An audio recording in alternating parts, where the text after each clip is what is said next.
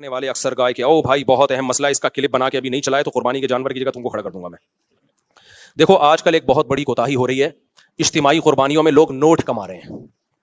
اجتماعی قربانی میں آپ نوٹ نہیں کما سکتے, یہ بزنس کا جائز طریقہ نہیں ہے. جو جائز طریقہ ہے بزنس کا وہ بھی میں آپ کو بتا دوں, اگر نوٹ کمانے ہیں تو کیسے کرو. پھر ہو یہ رہا ہے مسجد والے, مدرسے والے یا کوئی انڈیویجولی یا کوئی ادارہ کیا کرتا ہے, وہ کہتا ہے بھائی ہمارے ہاں اجتماعی قربانی ہو رہی ہے, سب لوگ حصہ لیں. ایک حصہ فار ایگزامپل 15,000 روپے کا ہے.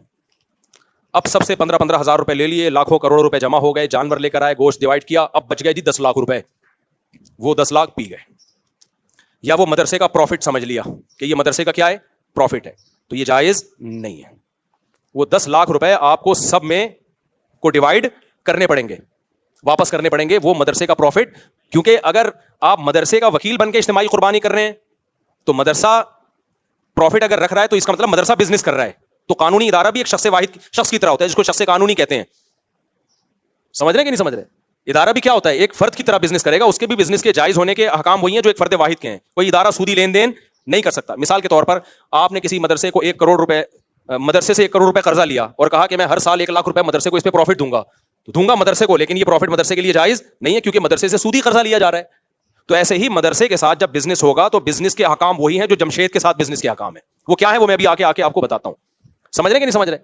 تو اب کرنا یہ ہے کہ جب کسی مدرسے یا مسجد کی طرف سے اجتماعی قربانی ہو رہی ہے تو آپ نے یہ کرنا ہے کہ بھائی جتنے ایک حصہ ہم اتنے کا لے کر آئیں گے, جو پیسے بچ جائیں گے ہم آپ کو واپس کرنے کے پابند ہیں, اور اگر آپ اجازت دیں تو ہم مدرسے کے ڈبے میں ڈال دیں. یہ رسید پہ پہلے لکھوا لیں آپ. پھر اب جب وہ پیسے بچیں گے, اگر کوئی شخص کہتا ہے میں نے اجازت دی تھی آپ کو کہ یہ مدرسے میں ڈال دیں, لیکن میں وہ اجازت کینسل کر رہا ہوں, مجھے پیسے واپس دو, تو آپ کو دینے پڑیں گے, کیونکہ اس ایگریمنٹ کی کوئی شرعی حیثیت ہے نہیں. یہ بس ایک اخلاقی پابندی ہوگی کہ بھائی میں نے کہا تھا جو پیسے بچ جائیں تو مدرسے میں ڈال دینا, اس وقت میرا موڈ یہی تھا, لیکن پیسے تو چونکہ میرے ہیں تو واپس دے دو مجھے, تو آپ کو واپس دینے پڑیں گے. عام طور پہ دیکھا یہ جا رہا ہے کہ مسجد والے, مدرسے والے جو اس طرح کی قربانی کرتے ہیں وہ واپسی کا آپشن نہیں رکھتے, اور اگر رکھتے بھی, اگر وہ کہہ بھی دیتے ہیں کہ جو پیسہ بچے گا ہم مدرسے میں فنڈ میں کے طور پہ دے دیں گے, تو پھر یہ نہیں بتاتے کہ یہ لازمی شرط نہیں ہے. لازمی شرط لگا نہیں سکتے نا, یہ جس کا پیسہ ہے جب تک وہ آپ کو عین وقت پہ جب اس کا حق آئے گا تو اس وقت اگر وہ اجازت دیتا ہے تو ٹھیک ہے, نہیں دیتا تو اس کو حق ہے. دیکھو میں آپ سے کہتا ہوں کہ کل میں آپ کو صدقہ دوں گا 50 روپے, آپ سے وعدہ کر لیتا ہوں. کل آپ آئے کہ آپ نے کہا تھا 50 روپے دو, میں کہہ رہا ہوں یار میرا موڈ نہیں ہے, تو آپ زبردستی لے سکتے ہو؟ بھائی ایک وعدہ کیا تھا, ابھی میرا موڈ نہیں ہے. ہم یہ تو کہیں گے یار اب اخلاق کا تقاضا یہ کہ دے دو, لیکن کوئی شرعی پابندی اس پہ ہے نہیں. آپ کے پیسے بھائی میری ضرورت پڑ گئی ہے مجھے, اب اس وقت میں نے کہا تھا میرے پاس تھے, اب میرے پاس ہے نہیں. ہاں آنے جانے کا جو آپ کی ٹینشن ہوئی کرایہ میں دے دیتا ہوں, میرے وعدے کی بیس پہ آپ آئے تو نقصان نہیں ہونے دوں گا میں آپ کو. تو ایسے ہی خوب سمجھ لو کہ جب اجتماعی قربانی کی ہے تو اس پہ جو اضافی پروفٹ ہے آپ نے رسید پہ پہلے لکھوا لیا, لوگوں کو بتا دیا کہ جو پیسہ بچے گا ہم مدرسے کے ڈبے میں ڈال دیں گے. ٹھیک ہے, اچھا کام کیا آپ نے, لیکن جب یہ پیسہ بچے گا تو لوگوں میں سے ہر ایک کو یہ حق حاصل ہے کہ وہ یہ پیسہ واپس لے لے. وہ کہیں ہم نے کہا تھا کہ آپ مدرسے میں دے دیے گا, لیکن اب ہمارا ارادہ بدل گیا, پیسے ہمارے ہیں تو آپ ہمیں واپس کر دیں. یہ لازمی شرط نہیں ہے. تو رسید میں اب اجتماعی قربانی میں آپ نے کیا لکھوانا ہے, بھائی ایک حصہ اتنے کا ہے, جو پیسے بچیں گے وہ کسی انڈیویجول کسی فرد کے ہرگز نہیں ہوں گے, وہ تو ویسے ہی حرام ہے, ناجائز ہے. بلکہ جو پیسے بچیں گے ہم مدرسے کو دیں گے, لیکن اگر آپ واپس لینا چاہیں تو آپ کے پاس یہ رائٹ ہے, آپ فلاں تاریخ کو ہمارا پورا حساب ہوگا, عید کے تیسرے یا چوتھے دن آ کے وہ رقم لے جائیں, تو رسید پہ آپ کو اس طرح سے چھپوانا پڑے گا, تب یہ کام حلال ہوگا, ادروائز یہ جائز نہیں ہے. سمجھ میں آ رہی ہے بات؟ اب آپ اگر اس کو پروفٹ کے طور پہ رکھنا چاہتے ہو کہ میں اجتماعی قربانی کروں اور نوٹ بھی چھاپوں, تو پھر آپ نے کیا کرنا ہے, پھر آپ نے یہ کرنا ہے. اچھا یہ ناجائز کیوں ہے, یہ جو پہلا طریقے میں بزنس ناجائز کیوں ہے؟ ناجائز اس لیے ہے کہ آپ جب اجتماعی قربانی کرتے ہو تو آپ لوگوں کے نمائندے ہوتے ہو ان کے لیے جانور خریدنے کے لیے. وکیل موکل سے کمیشن تو لے سکتا ہے بتا کے. دیکھو وکیل کی 2 قسمیں ہوتی ہیں. اب یہ تھوڑا پیچیدہ مسئلہ ہو جائے گا نا, عوام کو سمجھانا تھوڑا سا. وکیل کیا کر سکتا ہے, آپ نے مجھے کہا مفتی صاحب میرے لیے گائے خریدو, میں گائے خریدی آپ کے لیے, راستے میں پہنا دی کسی کو میں نے مہنگے داموں کر کے, کیا میں پروفٹ رکھ سکتا ہوں؟ وہ نہیں رکھ سکتا. بھائی آپ نے تو دوسرے کے رزق پہ خریدی ہے, اگر یہ گائے مر جاتی تو آپ کس سے پیسے لیتے؟ اس سے لیتے, یار تمہاری گائے تھی اس کو چھین کے بھاگ گیا, میں تو تمہارے لیے لینے گیا تھا. تو اس پہ کوئی پروفٹ نہیں رکھ سکتے آپ. جو ایکسپینسز آئے ہیں وہ لے سکتے ہو, جو جتنا خرچہ آیا ہے. پروفٹ اگر آپ نے لینا ہے تو پھر شریعت کا اصول کیا ہے؟ شریعت کا اصول یہ ہے کہ آپ جب تک کوئی چیز خرید کے اپنی ملکیت اور اپنے قبضے میں نہیں لے لیتے اس وقت تک اس کو بیچ کے اس پہ پروفٹ نہیں کما سکتے آپ. سمجھ رہے ہو کہ نہیں سمجھ رہے؟ میں نے بھی اجتماعی قربانی کا بزنس کیا, لیکن بزنس بتا کے, اور اس طریقے سے جیسے میں بھی آپ کو بتا رہا ہوں اس طرح سے آپ کریں, کوئی ہمیں اعتراض نہیں. آپ کیا کہیں گے, بھائی یہ مدرسہ بزنس کر رہا ہے, یہ مسجد کا بزنس ہے, یہ غفار بھائی کا ذاتی بزنس ہے. وہ بزنس مسجد کا بھی ہو سکتا ہے, مسجد کے لیے یعنی مدرسے کے لیے بھی ہو سکتا ہے, اور کوئی انڈیویجول کوئی فرد بھی بزنس کر سکتا ہے. اس کا طریقہ یہ ہوگا کہ آپ نے یہ نہیں کہنا کہ ہمارے یہاں اجتماعی قربانی ہو رہی ہے, اتنے کا حصہ پڑ رہا ہے. آپ نے جانور خریدنا ہے, فیس بک پہ اس کی تصویر ڈالنی ہے, یوٹیوب پہ تصویر ڈالنی ہے, بھائی یہ جانور ہے, ایک حصہ ہم 15,000 کا فار ایگزامپل بیچ رہے ہیں. اس جانور کا مالک کون ہے؟ آپ ہو. اس دوران یہ جانور مر گیا, نقصان کس کا ہے؟ آپ کا. یہ میرا جانور ہے, میں چاہوں جانور بیچ دوں جتنے کا, چاہوں تو حصہ بیچ دوں جتنے کا. یہ میرا جانور ہے, میں نے کتنے کا خریدا یہ آپ کا ہیڈنگ نہیں ہے. جو لوگ خریدنا چاہتے ہیں 15,000 کا ایک حصہ ہے, خرید لیں. سمجھ رہے ہو کہ نہیں سمجھ رہے؟ تو وہ 15,000 کا جب خریدیں گے, دو دوسرے نے بھی 15 تو یہ 7 حصے آپ نے دوسروں کو بیچ دیے, گویا آپ کی پوری گائے بک گئی. اس پہ جو پروفٹ ہوا وہ کس کا ہے؟ بولو آپ کا. اب اگر گائے ہلاک ہوتی ہے بکنے کے بعد تو نقصان ان کا ہے, اس سے پہلے ہلاک ہوتی ہے تو نقصان کس کا ہے؟ آپ کا. اس کنڈیشن میں لانا پڑے گا اس بزنس کو, یعنی آپ نے خریدنا ہے, خریدنے کے بعد اپنے قبضے میں لینا ہے. اب تک وہ گائے کس کی ہے؟ آپ کی ہے. اس کا سارا نقصان کا رسک کون لے رہا ہے؟ آپ لے رہے ہو. اب آپ پہنانا شروع کر دو. پہناتے ہی ہیں, بیچتا کون ہے؟ سمجھ میں آ رہی ہے بات کہ نہیں آ رہی؟ اور آسان طریقہ بتاتا ہوں. آپ کہو گے بھائی ہم 100 گائے اٹھا کے لے آئے, کوئی خرید ہی نہیں رہا, تو ہم کیا کریں گے؟ بکنگ پہلے شروع کر دو. بے شک بکنگ کا طریقہ کیا ہے؟ آپ بولو بھائی میرا ارادہ ہے قربانی کا, اور میں جو حصہ لینا چاہے تو میرے پاس حصہ بک کرا دے, اور میں نے ریٹ رکھے فار ایگزامپل 15,000 روپے. تو جو لوگ اس میں دلچسپی لیتے ہیں پیسے دے دیں ایڈوانس میں, لیکن یہ صرف بکنگ ہوگی, یہ ڈن نہیں ہے ابھی سودا. جب میں جانور لاؤں گا, آپ کو جانور دکھاؤں گا, اس کے بعد آپ اگر خریدنے میں دلچسپی رکھتے ہو تو سودا ڈن کر دینا, نہیں رکھتے ہو تو 15,000 واپس لے لینا. سمجھ میں آ رہی ہے بات کہ نہیں آ رہی؟ جیسے ہم میڈیکل والے کو بولتے ہیں بھائی ایڈوانس میں پیسے رکھ لے, یہ دوا منگوا دے, وہ دوا منگوا دیتا ہے, ہم جا کے اس سے خرید لیتے ہیں, ہماری مرضی نہیں خریدیں تو وہ دوا کسی اور کو پہنائے گا. پھر وہ جب تک آپ کی ملکیت میں وہ گائے نہیں آ جاتی, بکرا نہیں آ جاتا, آپ آگے کسی کو بیچ نہیں سکتے. بکنگ کر سکتے ہیں, بکنگ اس سینس میں بھائی جو دلچسپی رکھتے ہیں وہ حصہ بک کر لیں اپنا, 15 پورے دے دیں یا 1,000 روپے دے دیں, جس سے ہم سمجھیں کہ یہ واقعی انٹرسٹڈ ہیں اس میں, تو وہ دے دیں گے. تو یہ سودا نہیں ہوگا, یہ امانت ہے. ان لوگوں کی رقمیں آپ کے پاس کیا ہیں؟ امانت ہیں. آپ کے پاس امانت کے طور پہ رکھی ہوئی ہے. آپ نے اپنے پیسوں سے جا کے یا انہی پیسوں سے جا کے, آپ نے وہ پیسے تو کوئی بھی لگے تو اس میں کوئی فرق نہیں ہے, لیکن ان کو آپ نے واپس کرنے پڑیں گے. وہ آپ نے جا کے جانور خریدا, پھر ہر جانور آپ کو دکھا کے, کیونکہ دیکھے بغیر اگلا خرید بھی نہیں سکتا شریعت میں. قبضے میں لے لیا, آپ اس کو بولیں بھائی یہ جانور ہے, یہ گائے ہے, یہ فیس بک پہ تصویر یا واٹس ایپ پہ تصویر بھیج دی, بھائی یہ میرے پاس کھڑا ہوا ہے جانور, اب آپ بتاؤ خریدنے میں دلچسپی رکھتے ہو؟ وہ کہے نہیں بھائی یہ پتلی گائے ہے, موٹی گائے ہے, مجھے نہیں چاہیے, یا مجھے کوئی اور سے حصہ مل گیا ہے, تو اب آپ کو وہ واپس کرنا پڑے گا کیونکہ سودا ڈن ہوا نہیں تھا. اب اگر آپ کہتے ہو یہ تو میرا نقصان ہے, میں اب یہ گائے کس کو پہناؤں, تو کوئی بات نہیں, کاروبار میں فائدہ بھی ہوتا ہے اور بولو نقصان بھی ہوتا ہے. میں نے یہ کام 8-10 سال کیا ہے, لیکن بتا کے کیا کہ بزنس کر رہا ہوں, فی سبیل اللہ نہیں کر رہا. اس میں لڑکوں کو کہا ہوا تھا کہ کوئی بھی جانور جب آتا ہے لوگوں کو آپ نے دکھانا ہے, دکھانے کے بعد ان کو پورا رائٹ دینا ہے, لوگوں سے کہنا ہے یہ آپ کی گائے ہے, اس میں ایک حصہ 15,000 کا آپ نے پیسے ایڈوانس دے دیے, لیکن یہ حصہ 15,000 کا ہے, ہم بیچ رہے ہیں, لینا ہے لو, اگر نہیں لینا تو پورے 15 ہم آپ کو واپس کرنے کے لیے تیار ہے, اور لینے کے بعد یہ حصہ آپ کا ہوگا. کیا مطلب؟ گائے اگر مر گئی تو ایک حصہ ہے تو 7واں حصے کا نقصان آپ کا ہوگا, ہمارا نہیں ہوگا, کیونکہ بکنے کے بعد اب اس کا رسک کون اٹھائے گا؟ آپ اٹھاؤ گے. جو خریدے گا وہ اب اس کے نفع نقصان کا ضامن ہے. سمجھ رہے کہ نہیں سمجھ رہے؟ تو کتنے میرے جھگڑے ہوتے تھے, میں جانور لایا تو 40 100 گائے لایا, 4-5 8-10 سال میں نے یہ بزنس خود کیا ہے, خود منڈیوں میں گیا بھی ہوں جانور لینے کے لیے. اس میں اتنی ٹینشن ہوتی تھی جب میں جانور لے کے آتا تھا. اب جو ملازمین رکھے ہوئے ان کو میں نے کہا بھائی یہ گائے جو ہے غفار بھائی کا حصہ ہے, اس کو غفار بھائی کو آپ نے بتا دیا؟ کہہ رہے نہیں بتایا نہیں. وہ کہہ رہے بھائی ہم نے تو پہلے اجازت دی ہوئی تھی. تو پھر میری لڑائی ہوتی تھی کہ میں جو منہ سے پھوٹ رہا ہوں اس کو آپ تصویر بھیجو, اس کو بولو بھائی یہ آپ کی گائے ہے, اس پہ آپ کا قبضہ ضروری ہے, ابھی تو یہ میرے قبضے میں ہے. تو آپ دیکھو گے, ٹھیک ہے, قبضے کا مطلب یہ نہیں کہ آ کے وہ جیب میں ڈالے گائے کو. قبضے کا مطلب بھائی یہ گائے ہے, ہم تخلیہ کا مطلب بھی آپ کی ہے, میری نہیں ہے. ابھی یہاں کھونٹے سے بندی ہوئی ہے, صرف کھونٹا میرا ہے, گائے کس کی ہے؟ یہ رسی بھی ہم نے آپ کو گفٹ کر دی ہے, گائے آپ کی ہے.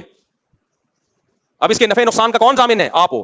ہر گائے کے ہر حصے میں یہ ٹینشن اٹھاتا تھا میں, تو لڑکے بیزار ہو جاتے تھے یار, ان کو دلچسپی نہیں. میں نے کہا بھائی کسی کو دلچسپی ہو یا نہ ہو, شرعی طور پر اس کو حلال کرنے کے لیے یہ ضروری ہے کہ آپ اس کو گائے دکھائیں, اس کے بعد بولیں. وہ نہیں دیکھ رہا, اس کا کوئی نمائندہ دیکھے, اور نمائندے آپ خود نہیں ہو سکتے کہ میں آپ ہی کا نمائندہ بن کے قبضہ کر رہا ہوں. جو بیچنے والا ہے وہ خریدار کا نمائندہ نہیں بن سکتا. بھائی آپ کسی اور کو نمائندہ بنا لو, وہ آپ کی طرف سے گائے دیکھ لے اور ڈن کر دے. آپ امریکہ میں آپ نہیں آ سکتے. تو یہ بزنس اگر کرنا ہے تو پھر بزنس کا موڈ پورا جو ایک بزنس کا ایک اسٹرکچر ہے وہ اختیار کرنا پڑے گا. تو آج ہو یہ رہا ہے کہ کام بزنس کا ہو رہا ہے, لیبل اجتماعی قربانی کا لگ رہا ہے. تو میں نے تو 8-10 سال کیا, اس کے بعد مجھے اندازہ ہو گیا کہ یہ بہت بڑی ٹینشن ہے, لوگوں کو سمجھانا بہت مشکل ہے, ملازمین کو سمجھانا بہت مشکل ہے.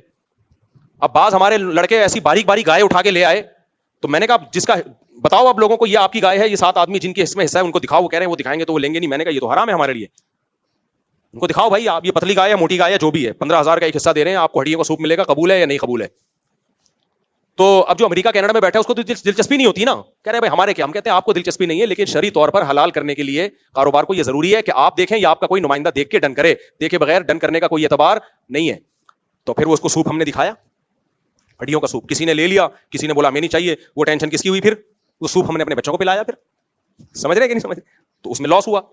تو یہ جب پراپر وے میں کام ہوگا تو حلال ہے, پراپر وے میں نہیں ہوگا تو یہ حلال نہیں ہے. تو اجتماعی قربانی میں خلاصہ یہ نکلا کہ آپ پروفٹ نہیں کما سکتے, اور اگر بزنس کرنا ہے تو لیبل کیا لگنا چاہیے, بزنس. اس میں کسی قسم کا لوگوں کو دھوکا بولو نہ ہو. ایک مسجد کی انتظامیہ کچھ دن پہلے میرے پاس آئی اور کہنے لگی مفتی صاحب ہم جو ہے وہ اجتماعی قربانی کرتے ہیں اور بزنس بھی کریں گے, اس میں پروفٹ بھی رکھیں گے. میں نے کہا پروفٹ تو انویسٹمنٹ کے بغیر ہو نہیں سکتا, آپ کا اپنا کتنا پیسہ لگ رہا ہے اس میں؟ کہ ہمارا پیسہ تو نہیں لگ رہا اس میں. تو کہنے لگے, میں نے کہا پھر تو بزنس, پھر تو پروفٹ حلال نہیں ہے. جب آپ کی انویسٹمنٹ ہی نہیں ہے, رسک ہی نہیں لے رہے آپ, تو آپ کا کے لیے نفع کہاں سے حلال ہو گیا؟ کہہ رہے ہم تو اتنی محنت کریں گے اور اتنی اسٹرگل کریں گے اور وہ بھی تو اس میں ہمارا پروفٹ بنتا ہے. میں نے کہا محنت پہ اجرت بنتی ہے, پروفٹ نہیں بنتا. اور اجرت بھی جب جائز ہے جب بتا کے ہو, بغیر بتائے اجرت بھی جائز نہیں ہے.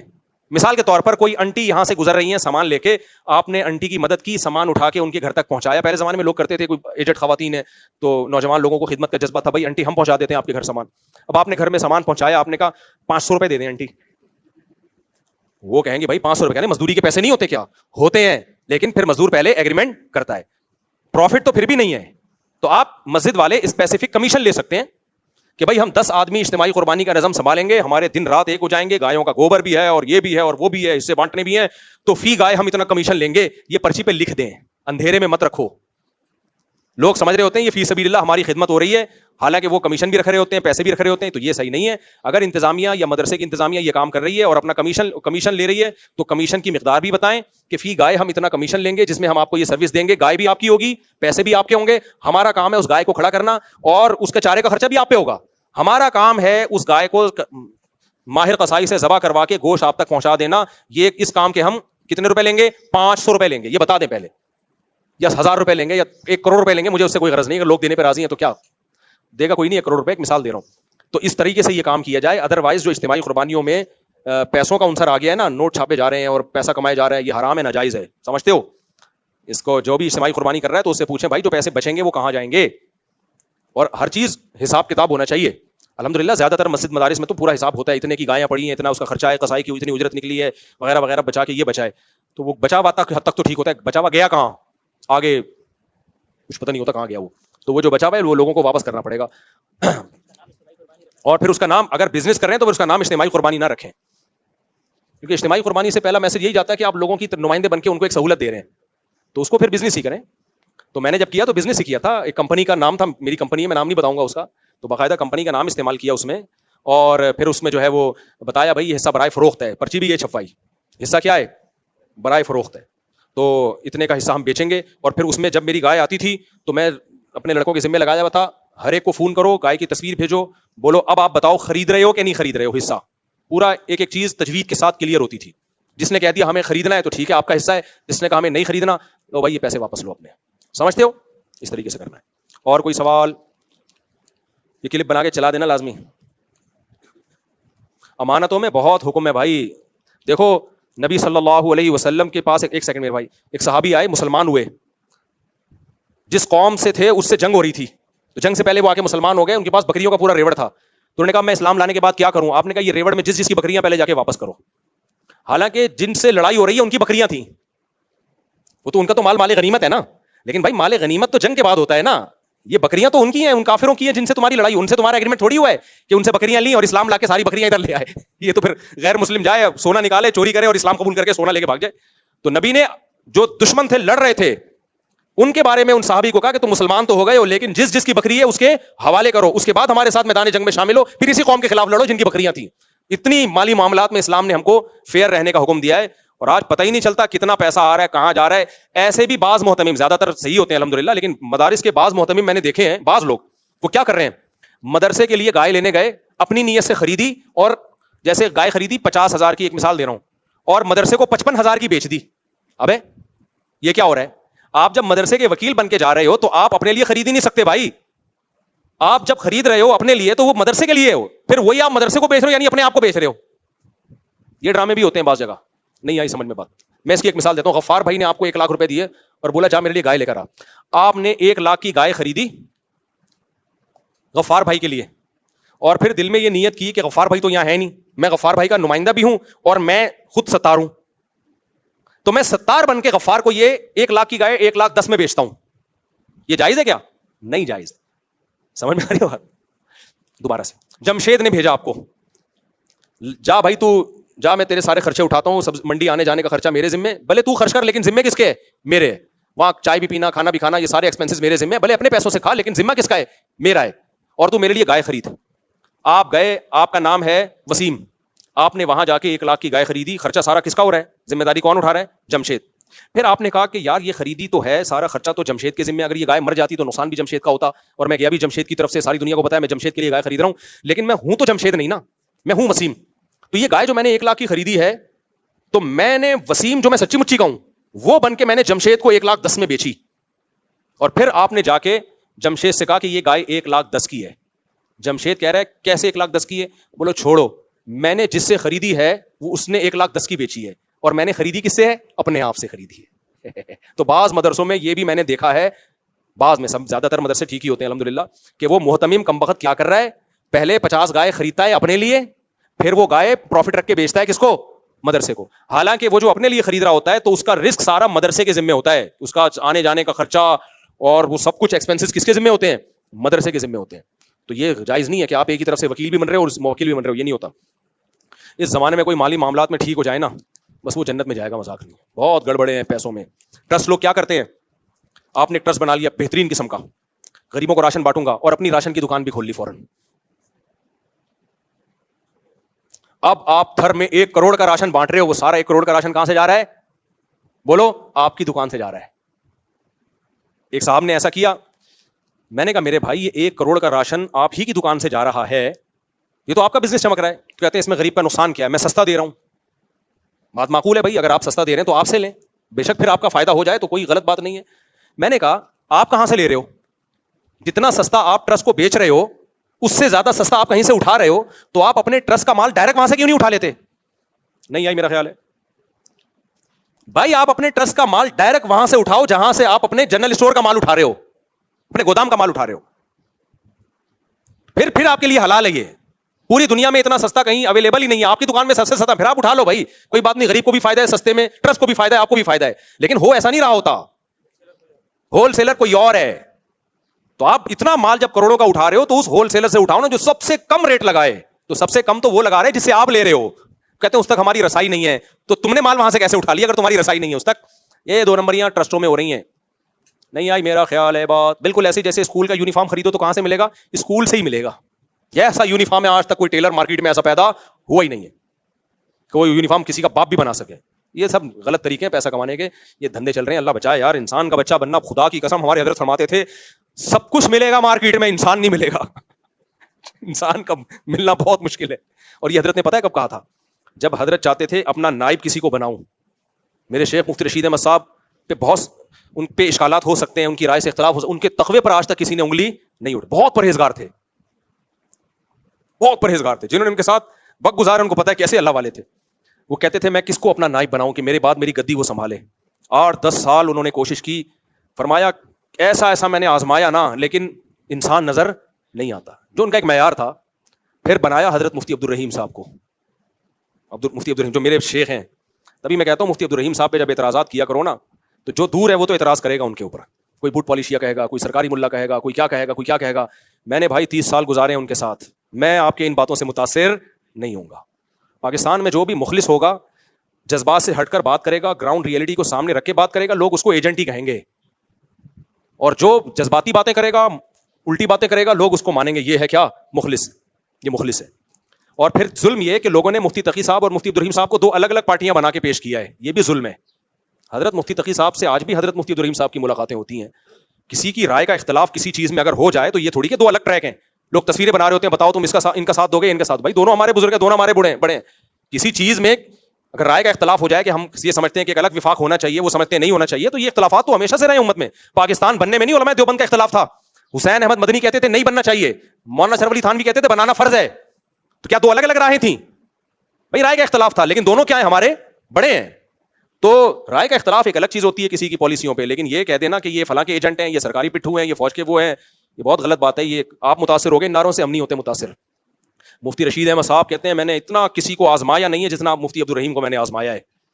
چیک کیا کہ ان میں دنیا کی محبت, شہرت کی محبت تو نہیں ہے. اس آزمانے کے بعد صرف خلافت نہیں دی, نیابت دی ہے کہ میرے بعد میری گدی کون سنبھالے گا. اور مفتی عبدالرحیم صاحب نہ مفتی رشید احمد صاحب کے بیٹے ہیں, نہ پوتے ہیں, نہ داماد ہیں, کچھ بھی نہیں ہے. میرٹ کی بیس پر, سمجھ رہے ہو, قوم بھی الگ الگ ہے. مفتی عبدالرحیم صاحب اردو اسپیکنگ ہے, یعنی انڈیا کے اردو میں شمار ہوتا ہے, اور مفتی رشید احمد صاحب پنجابی تھے. قوم بھی الگ, زبان بھی الگ, خالص میرٹ کی بیس پر مفتی عبدالرحیم صاحب کا سلیکشن کیا انہوں نے. تو کہاں سے کہاں بات چلے گی, ہم کیا کہہ رہے تھے. تو انسان کا تلاش کرنا بہت مشکل, معاملات میں کلیئر ہو اور ہر چیز میں کلیئر ہو. تو ایسے لوگ مارکیٹ میں کیا چل رہے ہیں, شارٹ چل رہے ہیں. تو اللہ ہمیں ان 60 لوگوں میں شامل کر لے. کیا ہول سیل سے جو چیز چل رہی ہو, تو ٹرسٹ میں یہ گڑبڑیں ہو رہی ہیں آج کل. گھر میں خوراک بانٹی جا رہی ہے اور اپنے جنرل اسٹور سے بانٹی جا رہی ہے. کروڑ پتی بن گئے تھوڑے دنوں میں. جیسے وہ تھا نا پرانے وزیر اعظم, پرانے سے پرانے, اسٹیل مل جو وہ ہوا نا کہ یہاں روڈ بنیں گے اور پلوں میں اتنی لوہا لگے گا, اتنی اسٹیل لگے گی, تو ملک کے لیے بڑا اچھا کام ہو رہا ہے. لیکن وہ اسٹیل جا کس کی فیکٹریوں سے رہا ہے, آپ کی فیکٹریوں سے جا رہا ہے. وہ اوپن مارکیٹ سے نہیں ہے, وہ آپ کی دکان سے ہی جائے گا. یہ ایسے ہی ہے جیسے میں غریبوں کو روزہ افطار کرواؤں اور بولوں شربت کس کی دکان سے جائے گا, میری دکان سے. تو افطار کرانے میں تو فری میں نہیں پڑا, وہ اس افطار کی وجہ سے جو ہم نے کما لیا وہ اور اس کی جو پبلسٹی ہو گئی وہ الگ ہے. مارکیٹ میں کیا چل رہا ہے, یہ چل رہا ہے. تو آپ بزنس کرو, 100 دفعہ کرو, لیکن اس پہ اجتماعی قربانی کا لیبل نہ لگاؤ. جیسے میں نے جب بزنس کیا تھا نا قربانی کا, تو میں نے بتا کہ بزنس ہے بھائی, یہ بزنس ہے, اس میں اتنے کا حصہ آپ کو کتنے کا بھی پڑا, ہم اتنے کا بیچیں گے, جو پروفٹ ہوگا ہمارا ہے.